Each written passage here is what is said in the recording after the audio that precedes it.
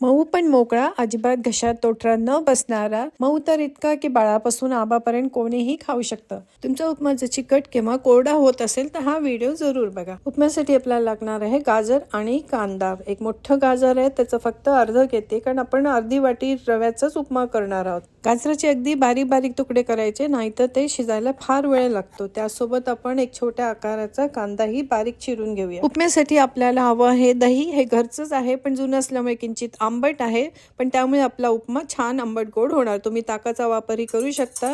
इथे मी 4 टेबलस्पून म्हणजे 1/4 कप हे दही घेतलंय आणि चौपट पाणी हवंय. मी अर्धी वाटी रवा घेणार आहे उपम्यासाठी, तर त्याच्या चौपट म्हणजे 2 वाटी पाणी. हे सगळं एकत्र मिक्स करून घ्यायचं आणि आपण उकळायला ठेवूया. आता जोपर्यंत आदणाला उकळी येते तोपर्यंत आपण पटकन आपला रवा भाजून घेऊया. रवा अर्धी वाटी आहे, मंद आचेवर भाजायचा आहे. हा जाड रवा आहे, उपम्यासाठी नेहमी जाड रवाच घ्यावा. तर हलका गुलाबी रंग येईपर्यंत रवा भाजून घ्यायचा आहे, पण खूप खमंग शिऱ्यासारखं नाही भाजायचा, नाही तर जळका वास येतो.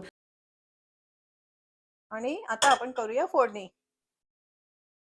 तेल तापवून घेऊ. सुरुवातीला सर्वात आधी 1 चमचा मोहरी.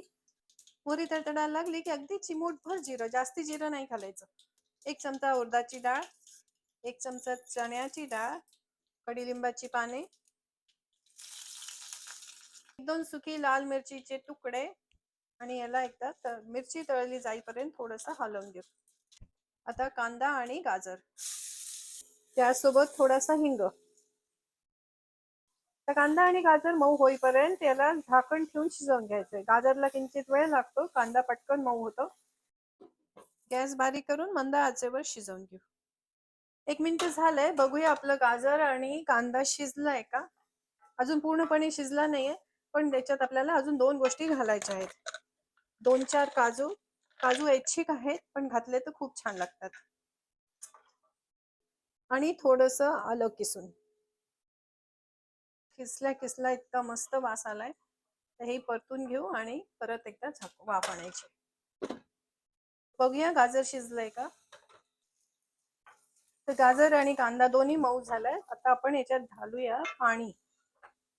हे जे मगाशी आपण दही आणि पाणी एकत्र करून उकळायला ठेवलं होतं, ते सगळं याच्यात घालायचंय. आपण चौपट पाणी घेतलंय आणि पाववाटी दही घेतलंय. दही आंबट असेल तर पाववाटी पुरतं, नाही तर थोडं जास्ती घेतलं तरी चालेल. त्यासोबत 1 चमचा साखर आणि चवीप्रमाणे मीठ. मी अर्धा चमचा मीठ घेतलाय. अर्धी वाटी रवा होता, त्याला अर्धा चमचा मीठ पुरतं, पण तुम्ही आपल्या चवीप्रमाणे कमी जास्ती करू शकता. आता या पाण्याला आपल्याला परत उकळी आणायची आहे. झाकण ठेवून उकळी आणूया. पाण्याला उकळी यायला लागली, एकदा हलवून घेऊ आणि आता याला हलवत हलवत, गॅस कमी करून हलवत हलवत आपल्याला रवा घालायचा आहे, म्हणजे गुठळ्या होणार नाहीत. रवा छान मिक्स झाला की परत आता दणकून वाफ आणायची. 2-3 मिनिटं लागतात. सगळं काही गरमच होतं, उकळत होतं, त्यामुळे वेळ लागत नाही आणि रवा पटकन घट्ट होतात. आता जरी खूप पातळ दिसत असला तरी तो घट्ट होणार. आता याच्यावर झाकण ठेवून आणि वाफ आणूया. 5 मिनिटं झाली आहेत, बघूया आपला उपमा तयार आहे का. आहा, मस्त मऊ लुसलुशीत उपमा तयार आहे. एकदा खालपासून नीट हलवून घेऊ आणि सर्व करूया. आणि आता जरी खूप सैल दिसत असला तरी एक 5 मिनिटांनी रवा आणखीन फुगतो आणि मऊ पण मोकळा असं फर्स्ट क्लास उपमा तयार होतो. उपमा झाल्यावर गॅस बंद करून मी 5 मिनिटं त्याला वाफ दवायसाठी ठेवला होता. आता बघा आपला मस्त मोकळा मऊ लुसलुशीत उपमा तयार आहे. कोणाला बरं नाही आवडणार हा असा उपमा. तुम्ही पण कराल ना, आणि मला कॉमेंटमध्ये जरूर कळवा. 1 चमचा तूप घालायला मात्र विसरू नका. आता तुमच्या मैत्रिणींनी घरच्यांनी तुमचं कौतुक केलं की माझी आठवण जरूर करा. लवकरच भेटूया. पहिला घास नेहमीप्रमाणे तुमच्यासाठी.